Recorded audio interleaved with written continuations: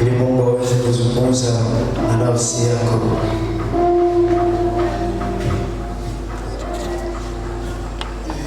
Huenda umelisoma siku nyingine, lakini nakualika tena ujipe juhudi ya kulisoma katika Matendo ya Mitume sura yake ya 2, na tutasoma sana andiko la 40.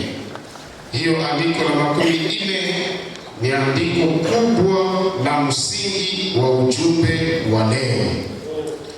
Katika ujumbe wa leo, somo kubwa ambayo tunaizungumzia ni kwamba ni lazima kujiokoa na kizazi kipotevu na kuwa mshiriki wa kanisa na mshiriki wa ufalme wa Mungu. Kujiokoa na kizazi kipotevu na kuwa mshiriki wa kanisa na kuwa mshiriki wa ufalme wa Mungu. Katika usomi huu ambao tunaenda kuusoma kwa haraka sana wa andiko hili la Matendo ya Mitume 2:40, basi niruhusu nipate kusoma tukiwa tumesimama.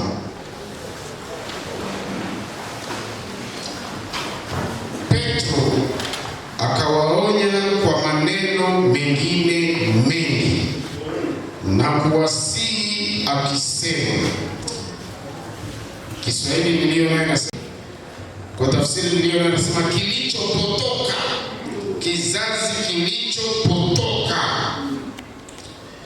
wale wote waliopokea ujumbe wa Petro kwa furaha wakabatizwa, na siku ile waliongezeka watu wapatao 3,000. Makofi kwa Bwana. Tutakaa. Wapenzi, kuna kizazi kipotevu ambacho ni tofauti na kanisa. Kanisa haiko mkutano ya wapotevu, ni mkutano ya waliookolewa toka upotevu. Vikundi viko hapa Goma, lakini ni vikundi vya wenye dhambi, lakini wanaviita makanisa. Ni uongo kuita kikundi cha wenye dhambi ukiita kanisa. Lile kanisa linaitwa kanisa la uongo, linakusanya ndugu za uongo, zinakusanya dada wa uongo, zinakusanya na wachungaji wa uongo na wazee wa uongo, na zina mafundisho ya uongo, kwa sababu kanisa haiko mkutano ya wapotevu. Hilo ni jambo kubwa ambalo Petro alipenda kujulisha katika mahubiri ya kwanza nyuma ya Pentekoste. Nyuma ya Pentekoste, mkutano wa kwanza na mhubiri wa kwanza alikuwa Petro, na maelfu walikuwa wamekusanyika kutoka Pisidia, Kapadokia, kutoka Misri, kutoka Libya, kutoka nchi mbalimbali. Watu kutoka nchi na miji mbalimbali na makabila mbalimbali walikuwa wamekusanyika Yerusalemu. Acha niwaambie tena siri moja ya kwamba Mungu hataki kanisa ya dini moja, ya lugha moja, ya kabila moja. Mungu hataki. Nasema katazo kufanya kanisa ya kabila moja. Katazo kufanya kabila la watu wa jamaa moja. Katazo kufanya uongozi wa kabila moja, kwa sababu kanisa ni mkutano ya watu kutoka lugha mbalimbali na kabila mbalimbali na taifa mbalimbali. Unasema hili ni kanisa kama ni watu wa lugha moja. Zinaitwa makomunote. Le communauté ya Barega, communauté ya Bahema, ya Bulendu, communauté ya Bagegere, communauté ya Banane. Ile ni mavyama, ni maorganisation. Siko hapa Goma, ma mutualité. Asili ni mutualité ya baresotisa kutoka Ruchuru. Mutualité ya baresotisa ya kutoka Buhoro. Ile haiko kanisa au peke wanaitaka mutualité. Kanisa haiko mutualité ya biashara, haiko mutualité ya bashengaji, haiko mutualité ya bachuruzi, haiko mutualité ya kabila fulani. Tazama mwenzako na uanze kumwona, kumwambia kanisa haiko mutualité. Mamitualité ni za mingi hapa Goma. Zile mamitualité zina malengo tofauti na lengo ya Mungu. Ziko tofauti na makusudi ya Mungu kuanza kanisa. Wakati Yesu alipokuwa hapa mwenyewe alisema, nitajenga kanisa langu. Ile kusema nitajenga kanisa langu, alikuwa ametrace ligne de conduite. Alikuwa ameonyesha kwamba kanisa haiko la mtu. Haiko kanisa la Pasteur Kitabanza, haiko kanisa la Pasteur Kasiki, lakini ni kanisa la Bwana wetu Yesu Kristo. Tunasoma tena ya kwamba jiokoeni na kizazi hiki kipotevu. Vizazi vipotevu. Nilisoma katika Petro, ikaniambia ya kwamba Mungu wetu alipenda kuokoa watu. Verse ya kwanza, utaweza kusoma Petro ya kwanza sura 1 na mstari wa kwanza. Inahakikisha ya kwamba watu waliofanya kanisa, wachaguliwa, wageni katika ulimwengu, waliotawanyika kote katika Ponto, Galatia, Kapadokia, Asia na Bitinia. Wakati ninasoma miji hii, inanisaidia kuelewa kwamba kuokolewa, tunaokolewa kwa namna mbili. Tunaokolewa kutoka dhambi, lakini pia tunaokolewa kutoka watu. Tunaokolewa kutoka vikundi. Iko vikundi ambavyo vimejikusanya. Hata wakati Yesu alipokuwa hapa na Wayahudi walikuwa vikundi. Unajua vikundi vya Wayahudi walikuwa wakina nani? Watu wamoja wanaweza kukumbuka. Kikundi kulikuwa Wafarisayo, Wasadukayo, Wazeloti, Waeseni, wengine walikuwa na waita le Herodiens, wa Herode. Kulikuwa wanasiasa nao walikuwa na vyama na vikundi, kama vile leo wanasiasa wana vyama vyao. Kuna vyama, mnaweza kutaja vyama vya nchi yetu, na watu wanakusanyika kulingana na vyama na wanarafikiana kulingana na vyama. Yetu tunaita parti politique. Zile maparti politique haiko makanisa. Haiko nini? Haiko kanisa. Kusema PPRD haiko kanisa. Kusema mtaji na zingine. Asema M23 wao peke wanaziita mouvement politico-militaire, yaani haiko kanisa. Ukienda ndani usiseme umejiunga kwa kanisa.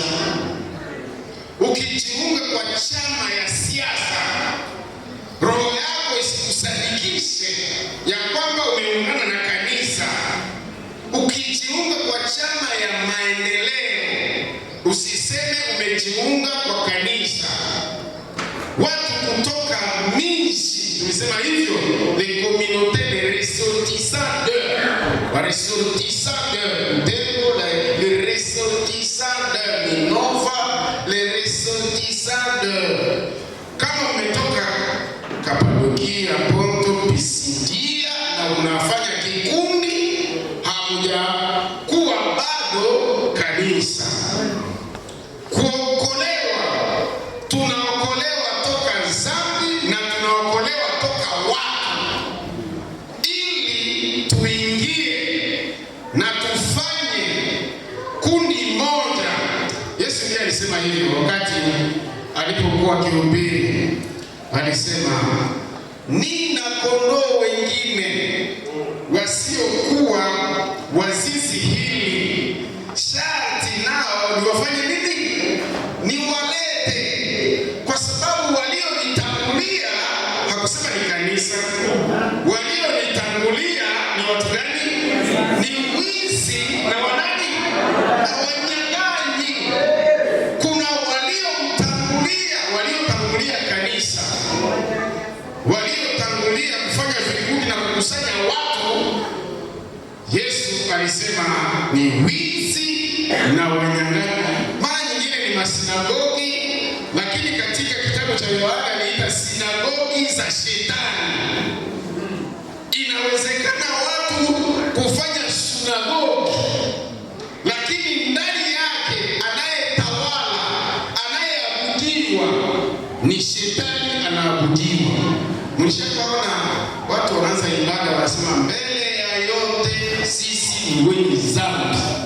Mbele ya ibada, mbele ya kufungula mkutano, na wengine mbele ya kufungula mkutano ya maombi wanasema mbele ya yote hatustahili mkutano ya nini?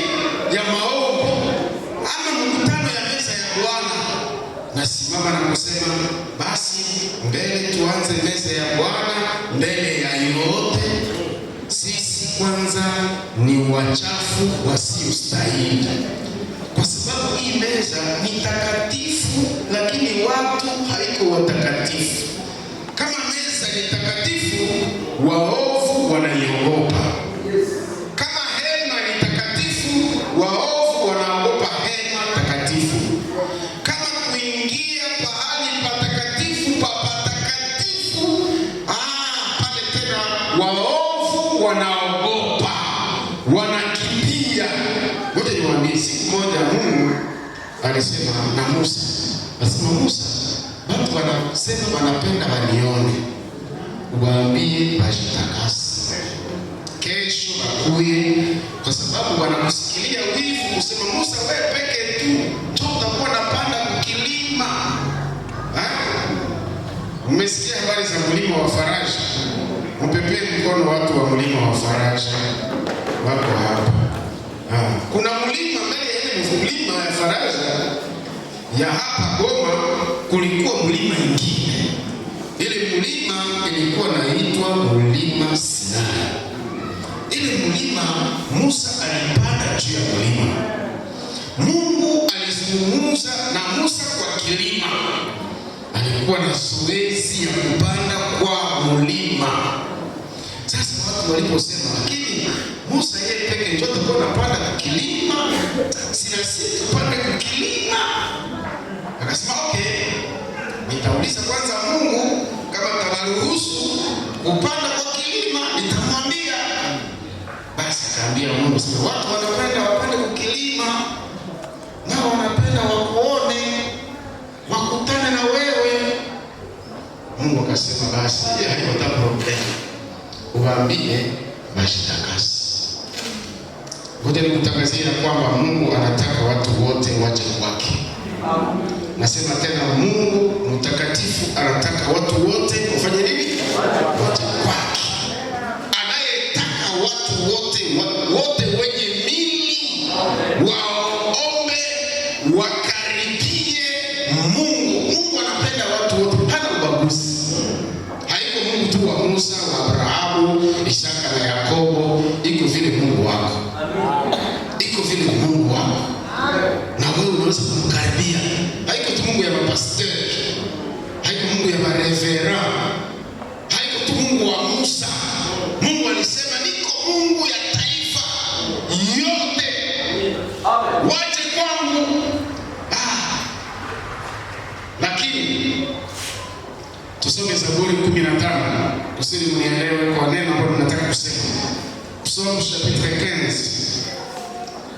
Inasema nini? Mchungaji Kitapanza ataweza kusoma.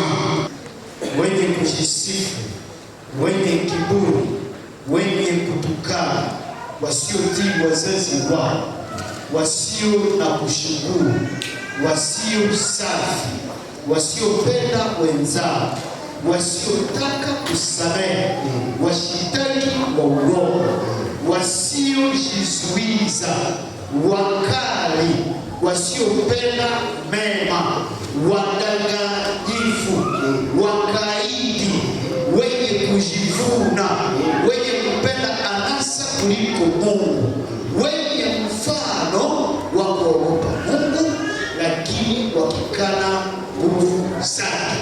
Ujiepushe nao. Ile tena kujiokoa, tuwa litumia terme ujiepushe nao.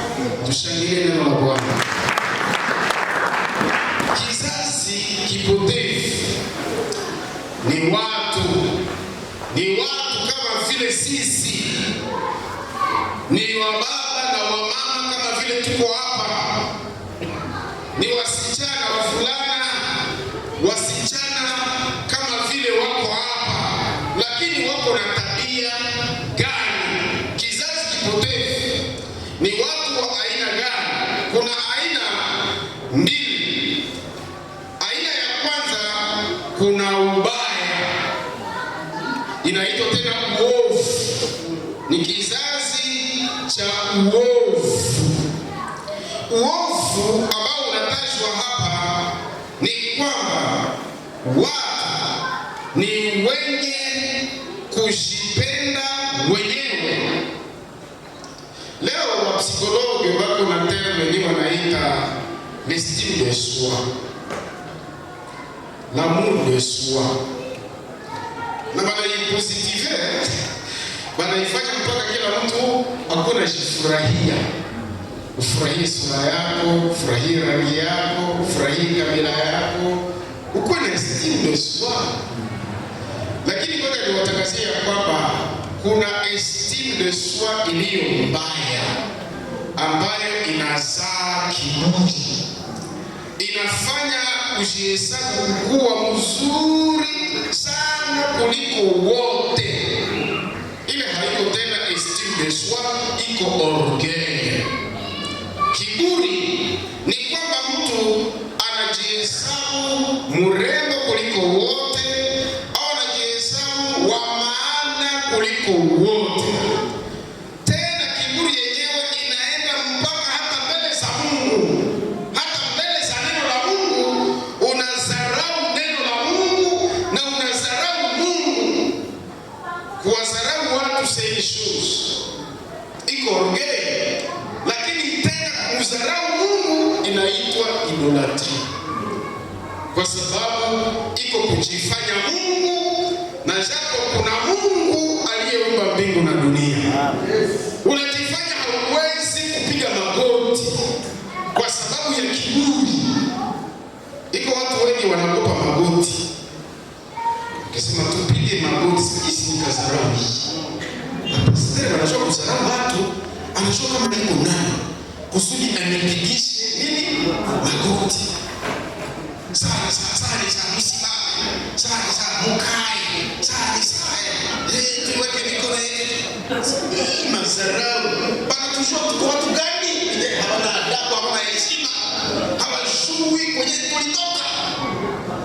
na kutangazia kwamba hiyo ni kiburi, kwa sababu mbele za Mungu sisi wote tunanyenyekea. Biblia inasema kila goti ipigwe na kila ulimi ukiri Yesu ni Bwana. Makofi kwa Bwana. Ukijua Yesu ni Bwana, goti lako litapigwa. Ukijua Yesu ni Bwana, ulimi utakiri Yesu ni Bwana.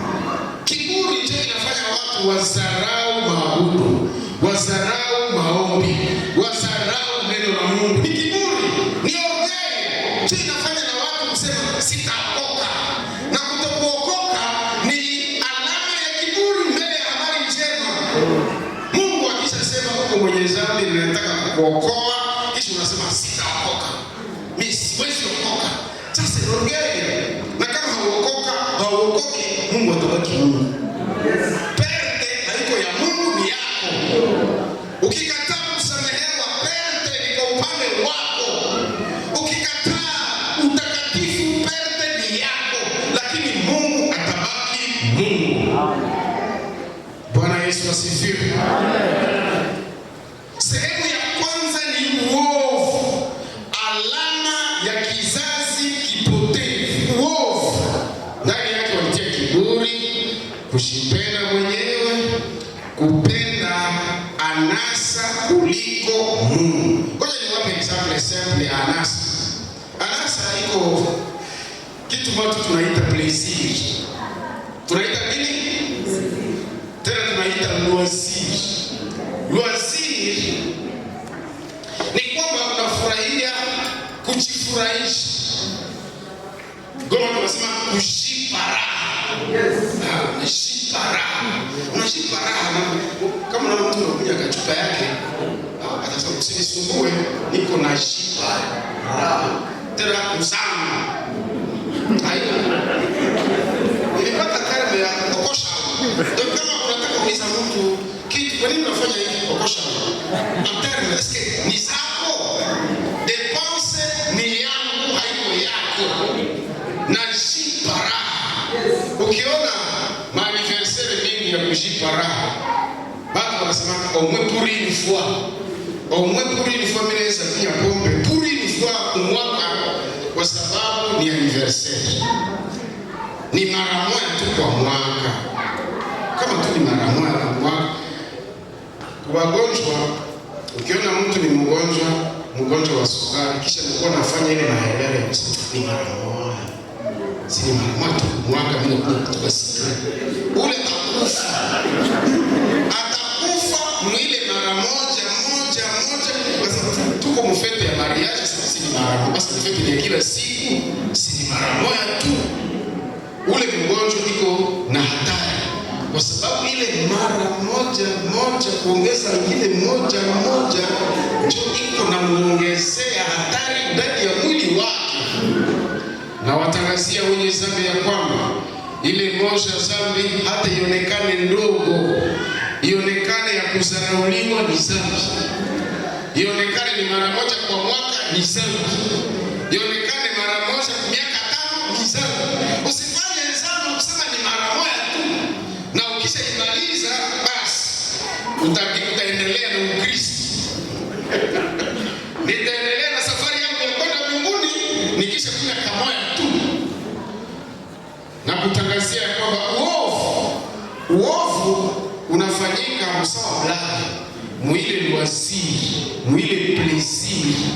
Dhambi inatendeka na Mungu anasema tazama kizazi kipotevu. Watu wenye kupenda anasa, na ukiona bafanatiki ya Real ni wabili kushinda Kristo ya Goma. Goma yote na Kristo yote ya Goma. Na bafanatiki ya Real mulimwengu, bafanatiki ya Real ni wabili kushinda Kristo yote ya Goma. Na bafanatiki ya Real ni wabili na riske na Real kianza macho sasa wanaweza kutoka kwa kanisa. Niesikize kwanza. Ninakimbia kwanza nione kama wenyewe watashika nani. Iko siku moja watu walikuwa kuibada. Sasa nyama ya pori ikapita kwa mlango wa hekalu. Wakristo wote wakatoka kwa kanisa, wakaacha pasteri, wakafuata sindano. Ni alama kusema Mungu iko na plasi gani kuroho yako. Amuru yako kwa maneno ya Mungu iko kunivo gani. Unaweza kuona amuru yako kwa Mungu iko kidogo kushinda kupenda anasa, kushinda kupenda fedha, kushinda kujipenda mwenyewe. Ukiona hizi mtu anajitayarisha kwa kuibada, anajitayarisha kunao, kupaka mafuta, kujitayarisha. Hapana saa ya kuomba yake, saa yake ya maombi kutayarisha ibada. Mungu asante kwa sababu ibada ya leo utanibariki katika jina la Yesu. Amen. Pale nimaliza kujitayarisha kwa ibada. Lakini matayarisho ya mwili, aende kudushi 30 minutes.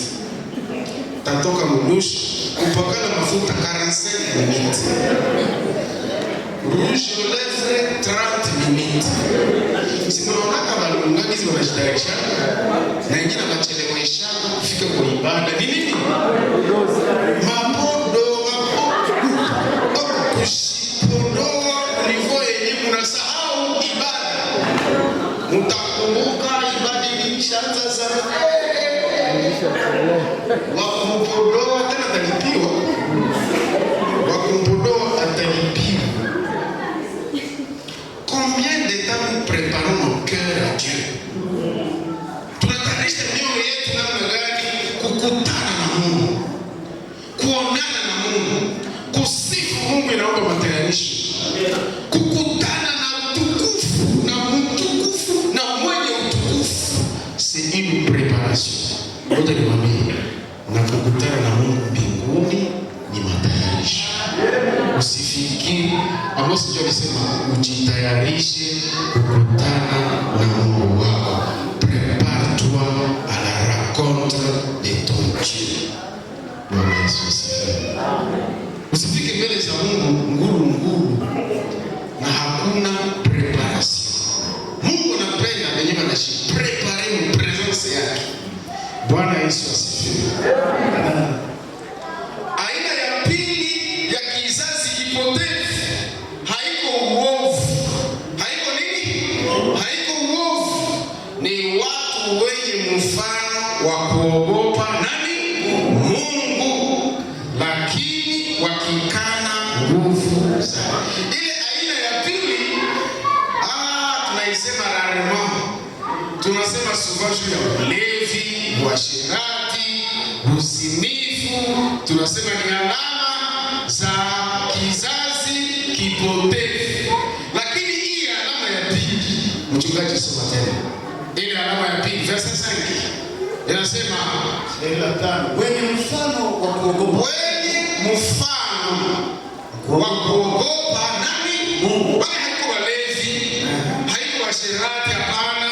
Haiko wakushipa raha, haiko hawako chini ya miamvuli ya Andre. Pale kwa miamvuli ya sauti. Mama Shiro njoo chini ya miamvuli kwa sababu anapitaka kule miamvuli ya watu wa kushipa raha. Mama Shiro kwa tunaona kwa pale kwa kunalia. Nikilio ni kucheka, ni kuangalia na wengine kuambiana siri, wengine sherehe, na wengine ishara ya kuwa shule spesiali wapendanao. Saint Valentin, mara moja kwa njoo Valentine na Valentin. Sinateni hapo wanaivala asasi ile basi hizi ikosea. Nataka mfanye nini ile siku ikosea. Hata ikosea lakini amekosea ibada ya leo. Hata katika mkutano kama huu watu wengine wamesahau ya kwamba kuna ibada. Sasa ilikuwa ibada leo. Nilikuwa nimeshasahau. Ile aina ya watu ni alama ya siku za mwisho. Ni alama ya kizazi kipotevu.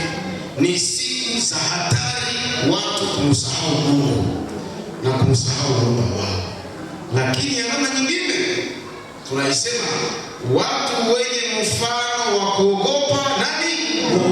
Kuogopa Mungu ya kwa mfano, semblant ya kuogopa nani? Semblant ya adoration.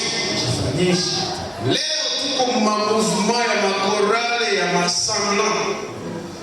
Mwingine aliniambia akasema mpaka unatafuta na viksi au pilipili unaipakala kumacho, sababu mko na prepare nyimbo nye mutaimba dimash. Unaanza filme au unataka tosha album. Kutosha album unatia pilipili macho. Pourquoi pilipili macho? Sababu inaomba unalia. Na ile kilio utakulia na machozi kuonyesha kwamba unampenda Mungu sana. Na hata kufilme na uko unalia. Sasa ile machozi utaipata wapi kama hutie pilipili macho? Na wauliza pilipili macho ni inspiration? Ni revelation? Ni mpako? Pilipili macho ni mfano ya kuogopa Mungu yenye utapresente na utakufilme, utafanya mfano ya adoration na plenitude na kushashwa ya mfano. Na lugha watu wanajifunza na lugha zenye hata wanakreye lugha. Kuko kreation ya lugha, parler à langue mtu anasema kwa lugha iko naimba, lakini ni apprentissage, exercice zenye hakuna roho. Bongo kweli. Mwimbaji pale anasema ni nini? Ni kweli. Kuna masana za adoration, masana za kujazwa, masana ya kusema kwa lugha, mfano wa kuogopa Mungu, lakini wakikana nini? Wakikana nguvu za Mungu. Nguvu za Mungu watu wengi hawana nazo. Watu hawana nguvu za Mungu. Il faut kuenda kudeze monde kutafuta nguvu za nani? Nguvu za Mungu. Hautapata nguvu za Mungu, utapata pepo. Utapata nguvu za giza. Kule kwenye ulienda kutafuta upako, utapata upako lakini isiyo ya Roho Mtakatifu. Na utakuja kwa mfano wa kuheshimu Mungu, mfano wa kuogopa Mungu. Acha nikuulize, eske huko pale kwa mfano? Pale kwenye likana eske haiko masambla ya unyenyekevu na watu wengi ile masambla zinakuwa wakati ya meza ya Bwana. Wakati ya meza ya Bwana watu wote ni mapole. Haleluya, oyende baraka. Masentima zinapita pale na maemosio zinashika watu.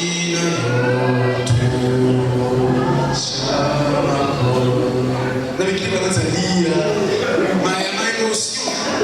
Watu wenye mfano ilisifi ibada imaliziki, mapembe inaota, mapembe ya uwezo wa giza na ya matukano na ya uhalifu yote inalamuka. Mwingine finalmali uliza mama yake anasema, mama hizi unatupiga hapa, manake iko sasa ni ulevi ya meza ya Bwana. Choo yenyewe imetulamukia hapa kunyumba. Nilikuwa na wasa ni meza ya Bwana, kumbe ilikuwa ulevi. Sababu alifika kunyumba akafanya madesordre yenye watoto wakashangaa wakasema hii ndio meza ya Bwana iko sawa. C'est le résultat de la Sainte Seine. Hii makofi yetu tumepata ni makofi ya meza ya Bwana. Pale meza takatifu inachafuliwa sababu ya tabia ya mtu kapi mmoja ambaye alishiriki meza ya Bwana, mfano wa kuogopa Mungu bila nguvu za nani? Bila nguvu za Mungu. Wapenzi, shiokoeni, walisema mshiepushe na usikuwe mwile lista, usikuwe miongoni mwao. Bwana Yesu asifiwe. Ninamaliza nikisema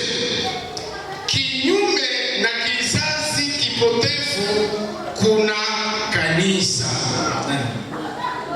Inaanza verset 42 ya Matendo ya Mitume sura 2, utasoma 42 mpaka 47. Inaonyesha hali ya kanisa kinyume na kizazi kipotevu, na tutamalizia hapo. Mchungaji mpenzi, enda kusoma andiko hili. Matendo ya Mitume 2 42 à 47. verset 42. Walikuwa wakidumu katika mafundisho. Wale ni waamini waliookoka kutoka kizazi kipotevu, waliookoka kutoka dhambi, waliotubu. Waliotubu kweli kweli. Matunda ya toba ni gani? Walikuwa wakidumu katika mafundisho. Waliokoka kutoka kizazi kipotevu walikuwa wakidumu katika mafundisho ya mitume na katika ushirika. Walidumu ushirika, walikuwa wanashirikiana, hapana kugombana, kulumana, hapana kutengana, hapana kuumizana, walishirikiana. Na katika kuvunja mkate na wakavunja mkate na kuomba. Basi woga uliingia kila mtu. Wakati waliona watu walio tofauti na kizazi kipotevu, woga ikajaa ndani ya mji. Yaani watu wakatetemeka,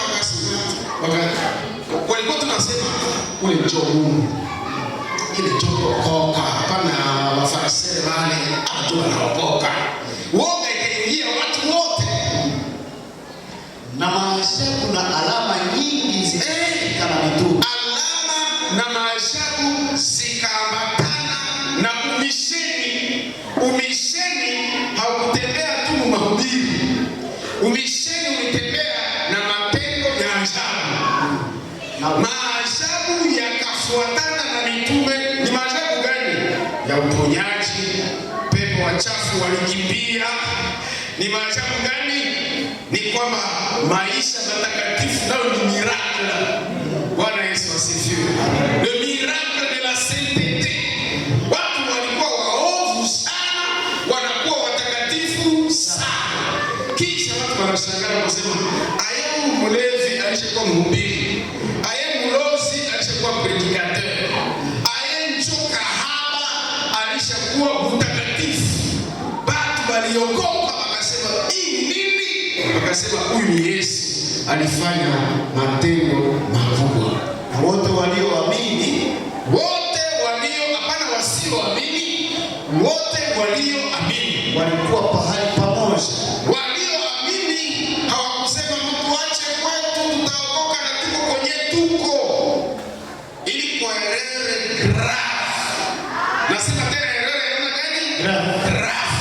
Mtu kusema hivi, mnihubiri nimeokoka, basi mniache nibaki tu kwenye niko.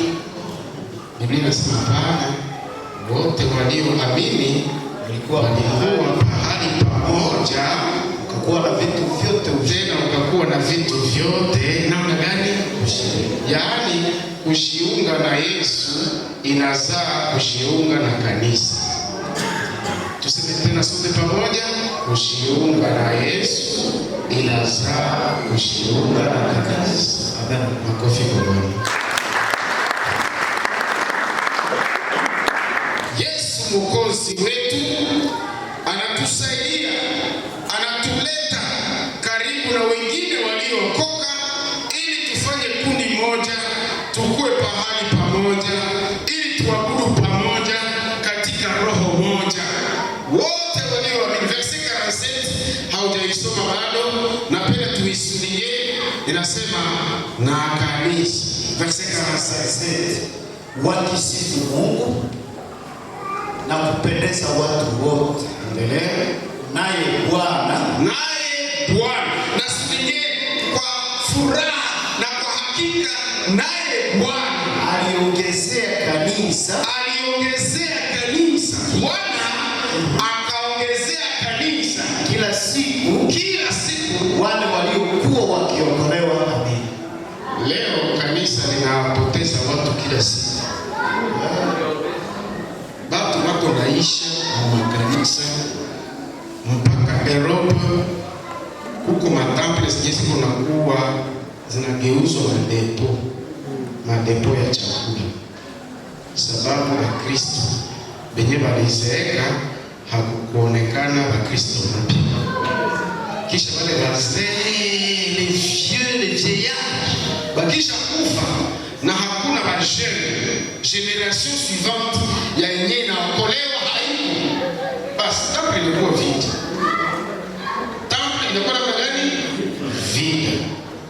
Kama tunataka temple hii isikuwe vide na mtu mmoja akuye irangura ama depo, wapenzi, tunahitaji kufanya jambo moja: kujiunga na Kristo, kujiokoa na kizazi kipotevu na kushiriki mafundisho ya mitume na kukaa katika kuomba na kushuhudia watu wengine, na Bwana akiongezea kanisa hesabu yao wanaookolewa siku kwa siku, tutakuwa tumesurmonte sterilite. La stérilité spirituelle. Tuseme stérilité spirituelle. Kwa sauti kubwa, utasa wa kiroho c'est une menace. Na utasa ikiingia mshamaa inamalizaka shina yote ya familia. Utasa. Nazala watoto hakuna mwenye anazala. Kwa garso kwa utasa. Kwa fille tasa. Après 50 ans, ile familia haitaisitaka tena, sababu itakuwa watakufa na hakuna mwingine mwenye alizaliwa na hakuna mwisho. Makofi kwa Bwana. Tuko na besoin ya kuresiste kusterilite, kushindana na utasa, kwa sababu Bwana aliongezea kanisa hesabu yao waliokuwa wakiokolewa siku kwa siku. Makofi kwa Bwana. Nataka tuombe Mungu kwa ajili ya neno hili. Anza kushukuru Mungu pahali ulipo na kusema Bwana, ninakushukuru kwa sababu uliponiokoa toka dhambi, uliponiokoa toka kizazi kipotevu, ukaniunganisha, ukanileta katika ushirika wa watakatifu. Shukuru Mungu, endelea kushukuru Mungu. Shukuru Mungu pahali ulipo. Sema asante Yesu. Sema asante kwa sababu ya damu yako, kwa sababu ya ondoleo la dhambi zangu, kwa sababu ya ubatizo wa Roho Mtakatifu. Nasema asante. Asante kwa kunipatia nguvu, hapana mfano ya kuogopa Mungu, lakini nguvu za kuogopa Mungu, nguvu za utakatifu ziko hapa, nguvu za kutembea kwa upya wa uzima. Haiko mfano ya kuogopa Mungu, haiko mfano ya kuabudu, haiko tu kwa mfano. Hapana, ni kuokoka ya kweli, hapana ya kwa mfano. Unasema Yesu, nakushukuru kwa wokovu na kwa uzima unanipatia, kwa msamaha wa dhambi. Kila mara ninapotaka kuomba, mashitaki ya dhambi yanakuja na ninaanza kusema Baba, kwanza unisamehe kwanza. Lakini leo Yesu anakuita kupokea msamaha wa dhambi zako na kupata maisha mapya. Na wewe unasema asante Yesu. Asante Yesu kwa kunisamehe. Asante Yesu kunipa uzima mpya. Asante Yesu kunivika mavazi ya utakatifu, vazi isiyoharibika. Asante Yesu. Endelea kumshukuru Mungu. Endelea kuomba na kushukuru. Nyumba ya Mungu inaitwa nyumba ya maombi kwa watu wote. Hii ni muda ya kusema na Mungu. Sema na Mungu. Sema na Mungu, hakuna kiambaza. Pasia imepasuka. Pasia imepasuka ili useme na Mungu. Hakuna kiambaza. Damu ya Yesu imemwagika ili pasia iwe wazi. Endelea kuomba Mungu. Sema asante Yesu. Sema asante kwa ukombozi. Asante kwa uhuru. Uhuru wa kukaribia mlima wa Bwana. Ninakaribia pahali patakatifu pa Bwana. Endelea kushukuru Mungu. Usikae kimya, usinyamaze. Wakati Mungu amekubariki, sema asante kwa baraka. Wakati Mungu amesema na wewe, sema asante Mungu kwa kusema na mimi. Nimekusikia leo. Nimekusikia leo. Kwa namna mpya nimekusikia leo. Tunapokuwa katika hali ya kuomba, tukiwa katika hali ya kuomba, Nataka kuuliza mtu mmoja ambaye anasema leo ninaamua kujiokoa na kizazi hiki kipotevu. Sitaki kuwa miongoni mwa wapotevu. Sitaki kuwa miongoni mwa wapotevu. Leo Yesu ananiita na mimi ninajiokoa kutoka njia hii na kuambatana na Yesu na kukubali Mwokozi. Weka mkono wako juu na kusema, Yesu asante, niko hapa. Unishike Yesu, niko hapa. Weka mkono wako juu. Asante, Mungu akubariki. Na wewe pale nyuma, Mungu akubariki. Nani mwingine? Nasema, Yesu, sitaki kuwa parmi generation perverse, kizazi cha kuharibika. Sitaki nikuwe muliste ya wale watu, lakini Yesu, ninaambatana na wewe. Weka mkono wako juu. Nasema, Yesu, ninaambatana na wewe. Huko nyuma, Mungu akubariki. Na pale kwa mkono wa kushoto, Mungu akubariki. Asante. Yesu yuko hapa. Yesu, na nakuongoza mpaka safari ya kwenda mbinguni. Nani mwingine? Anasema, na mimi niko hapa. Yesu unishike. Yesu unishike. Inua mkono wako juu na kusema, Yesu unishike, niko hapa kwa safari yangu ya kwenda mbinguni. Mungu akubariki. Asante. Nani mwingine?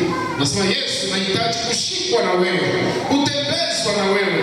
Weka mkono wako juu. Nataka kuomba pamoja nawe. Mungu akubariki. Asante. Mungu akubariki. Asante. Yesu niko hapa. Nani atapanda kwa mlima wa Bwana? Ni mtu yule aliye mtakatifu. Atapanda kwa mlima mtakatifu. Nani anataka utakatifu leo? Aweke mkono wako juu. Sasa mimi ninakubali utakatifu. Mungu akubariki. Shusha mkono wako. Mungu akubariki. Yesu yuko hapa. Anawatakasa watu ili wapaingie patakatifu kukutana na Mungu mtakatifu. Ninyi wote ambao mmeinua mikono yenu juu, tafadhali unaweza kusimama nipate kuomba pamoja nami. Simama kwa miguu yako, nataka kuomba Mungu kwa ajili yako. Ukiwa umesimama bila woga, bila mashaka, simama kwa miguu yako. Nitaomba kwa ajili yako. Weka mkono wako juu, nataka kuomba. Ukiwa umesimama